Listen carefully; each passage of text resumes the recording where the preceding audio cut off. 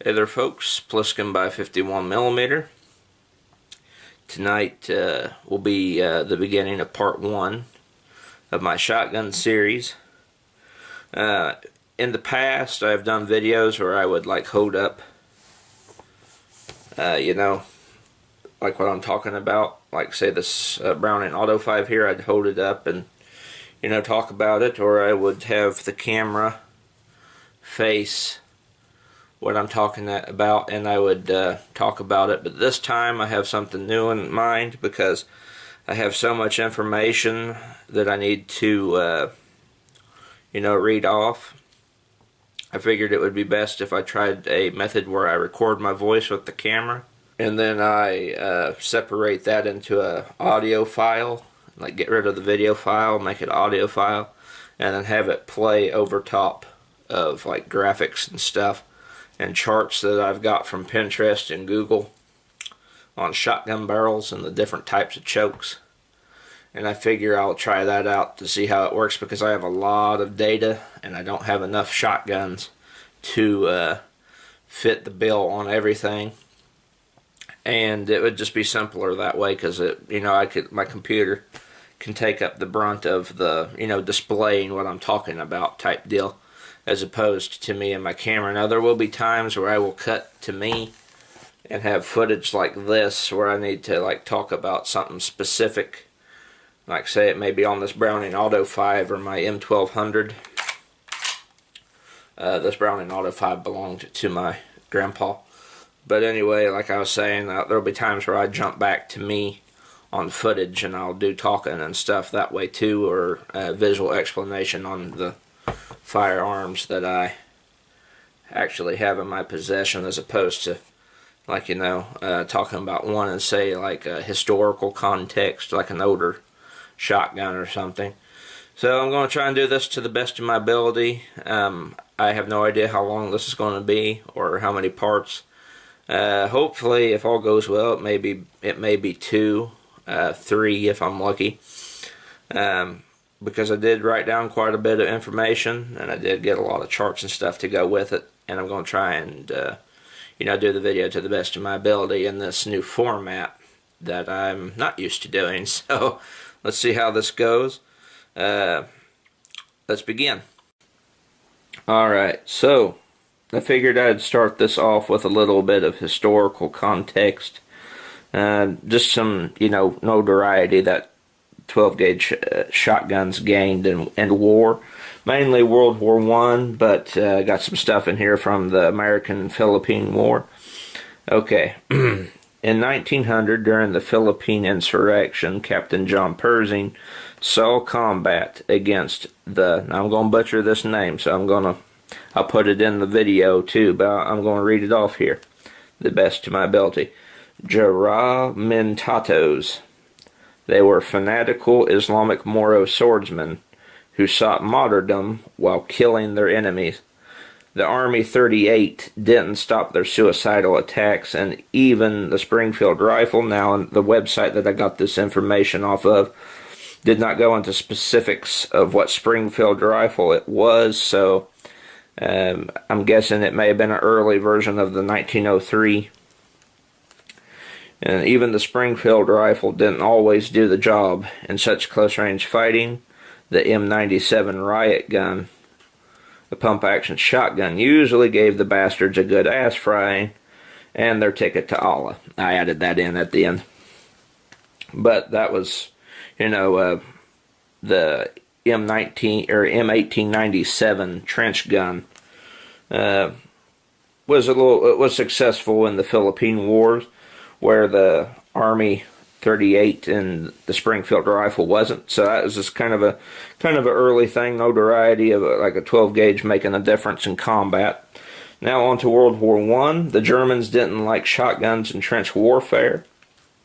In September 1918, the German government issued a diplomatic protest complaining that the Model 1897 trench gun was illegal because it is especially forbidding to employ arms, projections, or materials calculated to cause unnecessary suffering, as defined in the 1907. Here's another word that I'm going to probably butcher. but I'm going to say it to the best of my ability. Hague Convention, respecting the laws and customs of land warfare. And I find that funny because the Germans in World War I were utilizing flamethrowers and mustard gas, which by all intents and purposes is probably a whole lot more devastating and creates probably a whole lot more agonizing death for people than a 12-gauge shotgun. The Americans rejected this, and the German High Command issued, turn the page here, standing execution orders on any soldier using a trench gun. In response, General Pershing stated any German soldier caught with a flamethrower or saw-bladed bayonet will be lined up and shot. No records show any American or German POW was killed over either. But, you know, the fact that the German government, or German High Command in that scenario, according to my notes and what I read, went to lengths to try and get us to quit using a 12-gauge shotgun for trench warfare because it was probably demoralizing them and pissing them off at the same time. So, yet again, another example of, you know, 12-gauge notoriety in a combat zone. And I just added that in there for some historical text and you know, information, kind of a throwback there to get us started. Alright, on to the main video. Alright, I have a chart here with some different shotgun chamberings and barrel diameters here. I've got 10 gauge, 12 gauge, 16 gauge, 20 gauge, 28 gauge, and 410 bore gauge. But today we'll be focusing on 12 gauge because that is the only shotgun that I have available to me for my own personal, you know, demonstration things, and it's really the only one that I have ever shot. I've shot a few 20 gauges and I've shot a few 410s, but 12 gauge has been the main shotgun that I've used throughout life. So I based most of my, you know, research and stuff around that. So we'll only be focusing on 12 gauge today and the chokes and stuff for 12 gauge barrels, although I'm pretty sure that it's universal among all of them. So really it's kind of a widespread information thing here, but 12 gauge will be the one that I focus on most, and you will hear me reference it the most. Okay, I got a graphic here showing 3 different types of shot shells, the lengths. You got 2.75 inch shot shell, got 3 inch and 3.5 inch. And I will be rolling in some clips of, you know, the internals of a shot shell, just kind of get people, you know, there may be a few people who watch this video who may not know a whole lot about shotguns, so I'm adding this in to kind of, you know, help new people out too. Rolling in some clips and pictures of the internals of a shot shell cartridge. Alright, I have a graphic here showing the stats on the side of a shot shell cartridge. You know, it shows you the shell length and the shot size and the gauge and the manufacturer. Just adding that in there for, you know, information's sake on shotgun shells in general. Alright, we have gotten to the shotgun chokes part of the video. We'll be focusing on full choke at the moment. Alright, full choke has the tightest constriction for distances beyond 40 yards. The full choke will give a shotgun user the most accurate out of any choke. The reason for this is because it constricts the shot very tightly. You guys all saw that with my Nitro Hunter when I shot it at the range when I put it up against the M1200.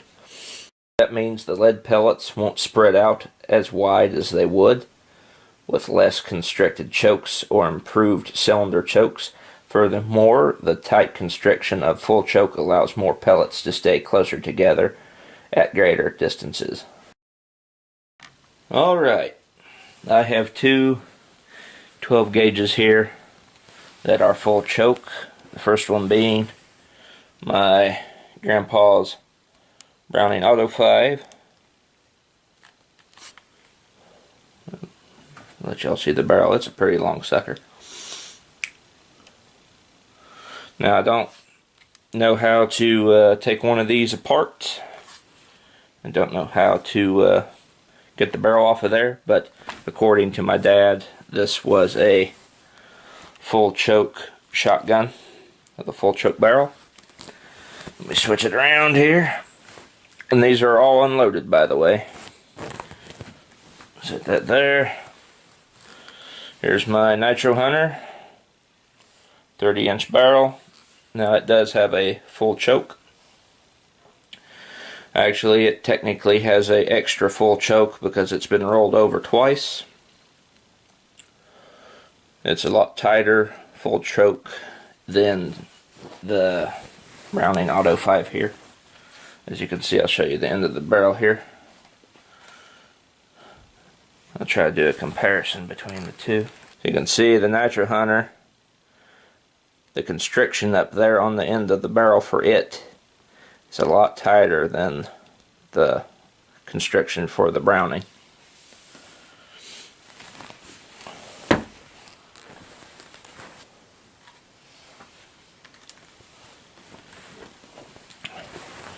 And for the Nitro Hunter, I can show you the amount of constriction through the barrel.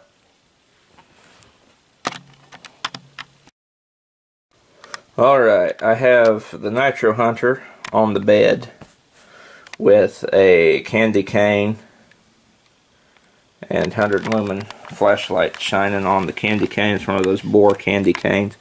Alright, I'll go and show you the constriction here of the Nitro Hunter. Alright, I go on up the barrel here. There's the candy cane and the flashlight. Now see, if you come right here and look, you can see kind of a ring.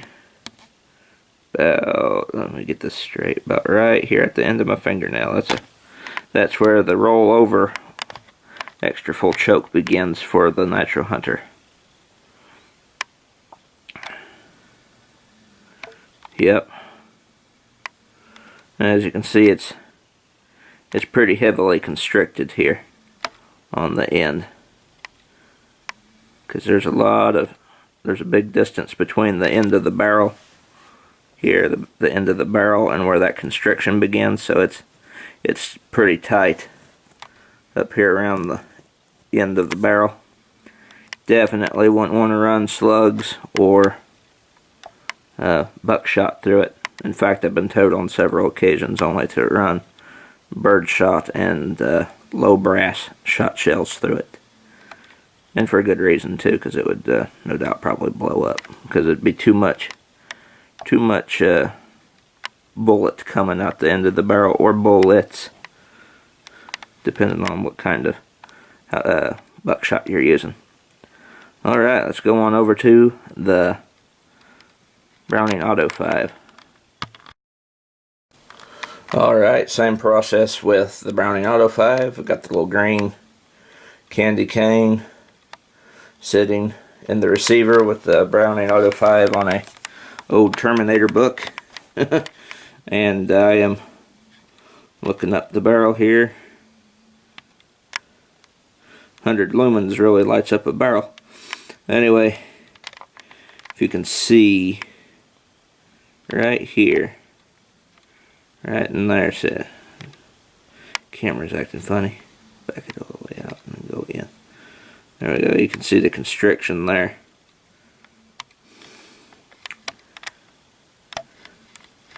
It's like a ring right on the inside of the barrel there. There you go. You can all see it now. Now see, the constriction on the Browning Auto 5 is a lot less constricted there than the Nitro Hunter. I mean, it's got some constriction. It's pretty tight, but it's not as tight as the Nitro Hunter, with the Nitro Hunter being like an extra full and this being just regular full. Now that's according to my dad. He said it's got a full choke barrel on it. I don't know. I've never shot this particular Browning Auto 5. I've shot a Browning Auto 5 before, but not this one per se. But I do know how to shoot them. But yeah, it's got a pretty tight choke in there, but not as tight as the Nitro Hunter. Again, probably would not be a good move to run buckshot or slugs through a full choke barrel, unless it says specifically otherwise somewhere, or it's not as tight as it might be, and it could safely do it. Alright, we'll move on to the next choke. Cylinder choke. Alright, we're moving on to the next choke. Cylinder choke. Cylinder bore doesn't have a restriction. Improved cylinder has a minimal restriction. Recommended for short distances using birdshot or buckshot 20 to 30 yards and self-defense. The shot pattern is much more spread out and your chances of hitting a target are better. It is recommended to use slugs with cylinder or improved cylinder for better accuracy. Cylinder and improved cylinder are the two most popular types of cylinders. The difference being improved has some restriction while cylinder does not. Cylinder is the best choice for CQB self-defense. Alrighty, I have one shotgun in my immediate collection that is a cylinder choke, and that is my Winchester Model 1200 pump action shotgun.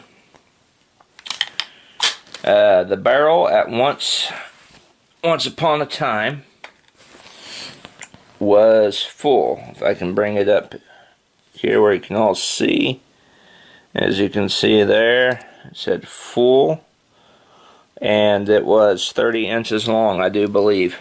I have seen pictures of this specific model, the M1200, and it had a 30-inch barrel, but this one has been cut down to 18.5 inches long, and it is now a cylinder choke instead of full. And for those of you who have been watching me for a while here, since I bought this shotgun last January, you have all seen that it will open up quite a bit past 10 yards.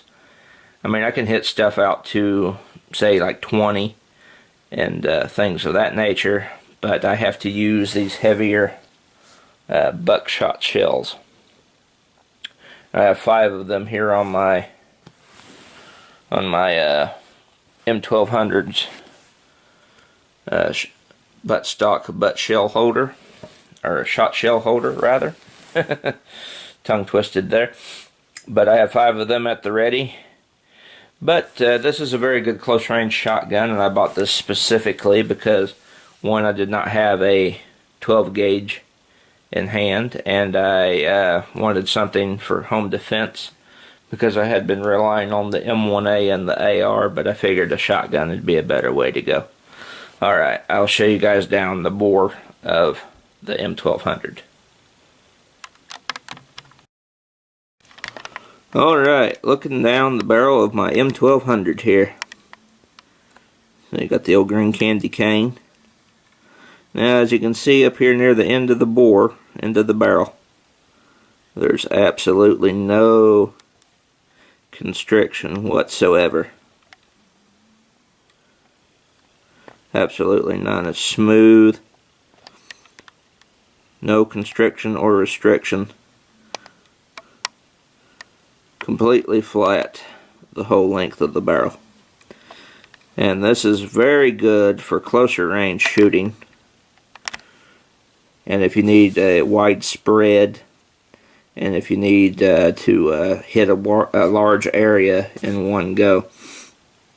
A cylinder choke, according to my notes here, has as you can all see, there's 0 constriction, and 40% of the shot will hit at 40 yards, and 70% will hit at 25.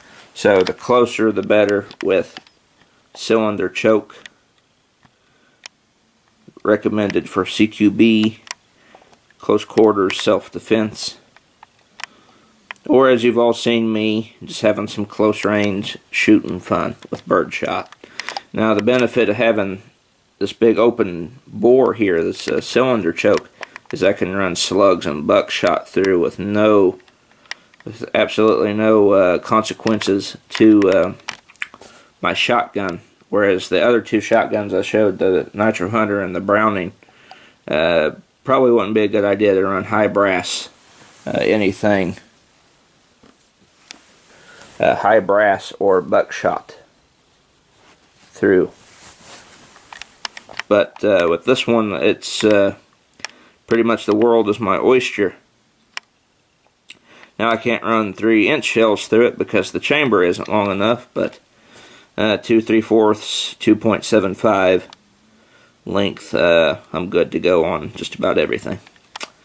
Alright, well this concludes part 1. I'm going to wrap it up here. Part 1. And I will move on to part 2 next.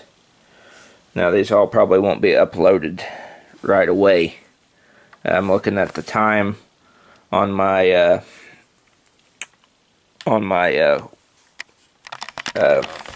just might as well face me. I'm looking at the time on my video when I go and look at my videos and the menu there. It's like almost 20 minutes, and me carrying on's probably already made this longer. So this will be part 1. Hopefully this won't be made into 2 parts here. This first one I'll have to do some trimming and stuff, but it will be uploaded, and then I will continue on to part 2 or 3. But part 1's been knocked out of the ballpark here. Well, anyway, this has been Pliskin by 51mm. I'll see you all in the next video.